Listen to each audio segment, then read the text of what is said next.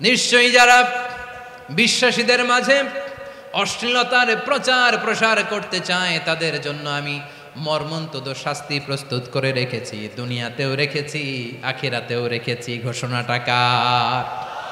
যারা এই নাটকের নামে, সিনেমার নামে, রূপালী জগতের নামে, মুভির নামে, ওটিটি প্ল্যাটফর্মের নামে আমার সমাজে অশ্লীলতা ছড়াতে চায়, তাদের জন্য কঠিন মর্মন্তুদ শাস্তি মজুদ রেখে দিয়েছে কে?